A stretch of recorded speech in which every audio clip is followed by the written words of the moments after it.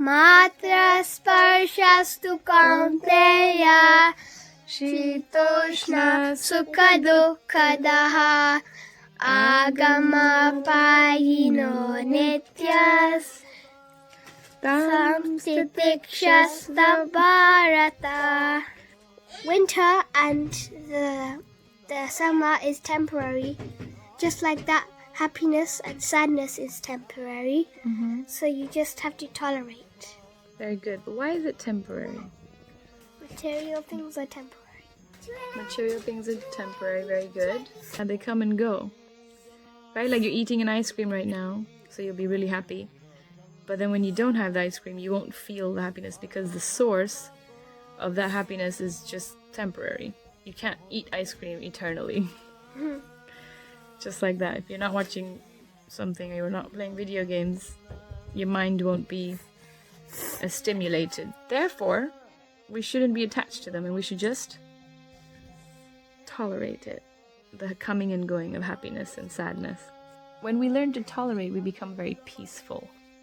And then we can tap into a much deeper source of happiness, which is your true self. Krishna talks about the soul a lot in the second chapter. He talks about how the soul is eternal, but the body is temporary. Just like that. Our happiness and distress that is associated with the body and the senses, they're all temporary. We need to have our happiness linked with the soul, which is eternal. That makes sense? Yeah. Tolerance is not a weakness. Somehow in society we have come to the conclusion that tolerating something or compromising will mean that I'm weak. But actually Krishna is highlighting that when we tolerate the pangs of life, of how the situations unfold around us, how other people treat us, when we tolerate that, actually it's a tool of empowerment. We are the ultimate beneficiaries of that. And no one can take that away from us. And when we do that, the state of mind that we can create for ourselves is as good as being liberated. Because nothing can touch you then. You're invincible. Sama-duhkha-sukham dhiram so amritatvaya kalpate. One who is equipoised in happiness and distress, in success and failure. That person is considered almost liberated. In the times that we're in, what everyone's going through, can be a real challenge. We're being tested. It's hard to tolerate. I know. I've got 4 kids. I have my moments where I absolutely want to lose my cool, and I do. So I get tested many times a day, as I'm sure you do. Everyone gets tested. That's the point of life, actually, is to be tested. So where to find the strength to do the right thing when we're being tested? Krishna tells us in 2:16. He says, as soon as we understand sat and asat, we must know what is eternal and what is ever-changing, mutating, and, untrue.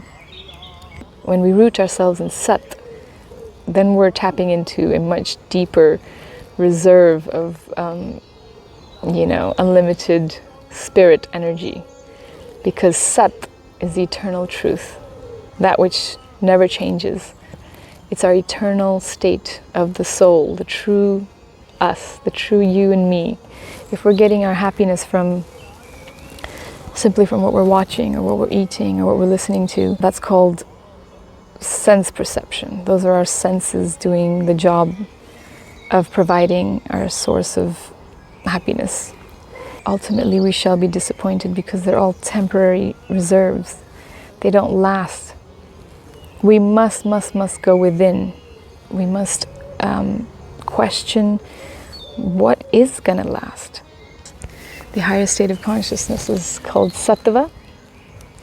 And sattva is described as being a much more steady and slower pace of life, where we have to, where we can take a moment, pause for thought, and really reassess, not act on a knee-jerk reaction at all times, not just be led and consumed by wherever our mind and sense of smell and taste take us, not just be led completely by the senses, because then we are almost like slaves. We're just helpless. We're just following the commands of our senses. So that's not ideal. But when we slow down and we have this time on our hands to go for long walks and eat better food and really talk to the ones that we care about, we are knowingly or unknowingly entering into the mode of goodness. And Krishna has forced that on us. And Mother Nature has forced that on us in this time.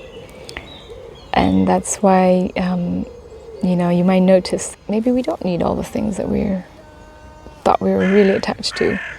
Maybe we don't really need every single external source of engagement and busyment and the chaos that we create for ourselves. We can survive without it. In fact, if we allow ourselves, we may even be able to enjoy it. How to connect with the real, true self, that's what the Gita is about.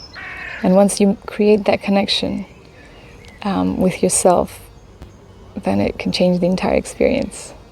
And that's actually what yoga is about. So thanks for watching, thanks for listening, and please like and share. I'm trying to get the message of the Gita out as much as possible because it has really brought immense peace and joy in my life. So least I can do is share that. Lots of love to you all. Stay safe.